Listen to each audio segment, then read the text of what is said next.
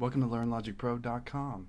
Today we're going to look at installing Logic Pro 9. So I place the disk in the drive and it shows up on the desktop and it launches the window that allows me to double click on the installer package. So let's do that. Now, depending on how fast your computer is and also how fast your disk drive is quite frankly how quickly it moves through this. At this point, if you have older versions of Final Cut Studio or Final Cut or Soundtrack Compressor, things like that, it will warn you that there may be some incompatibilities with these products. So we're going to click OK. Now here you have a list of everything that installs: Logic Pro 9, Main Stage, Soundtrack Pro 3, Studio Instruments, Sound Effects, Wave Burner 1.6, Compressor 3.5, Jam Pack Collection, Impulse Response Utility, and the Apple Loop Utility is what is actually going to install. So let's go ahead and continue and allow this to spin up. Make sure we agree to the license. Agree. And let's put in the serial number. So we're going to put in this information.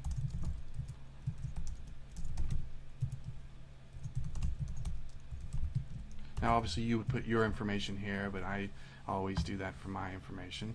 And let's go ahead and grab the serial number. Now I always take my serial numbers and I usually put them into a text document and save a text document with all my, it's easier to cut and paste. We'll continue.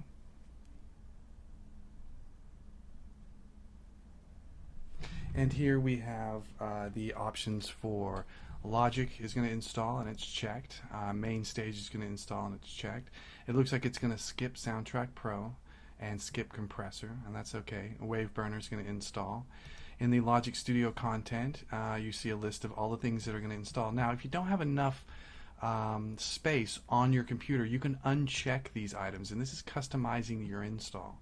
You can install them afterwards if you choose to, but there is an option to go through and uncheck these items. So I am today going to do a full install of all the items that's available to me. So let's hit continue. Here it tells you which disks that you will need to have ready because I'm doing a full install. We have a number of disks here that do need to be ready and available for the install. So let's continue and install.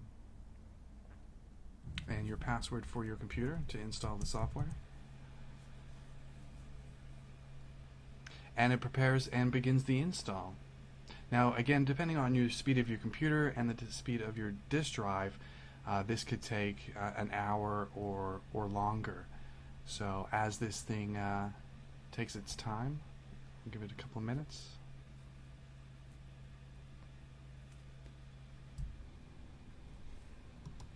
Okay, so it's asked for the disk 2 or audio disk content, so I placed that disk in.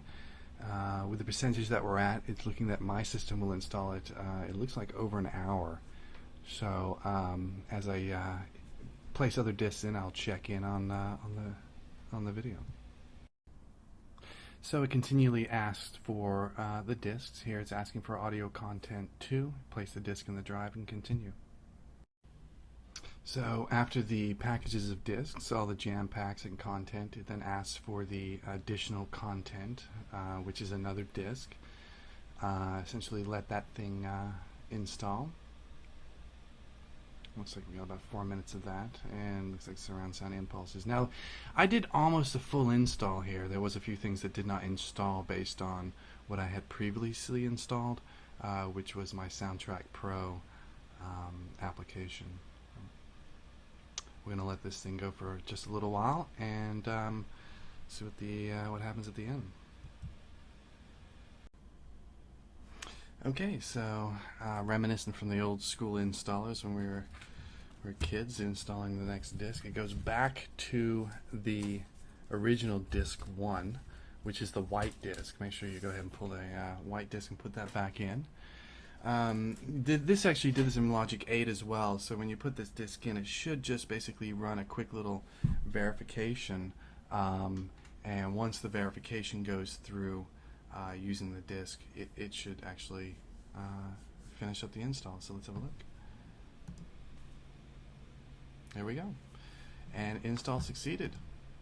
And that is installing Logic Pro 9 on a PowerPC chip at learnlogicpro.com.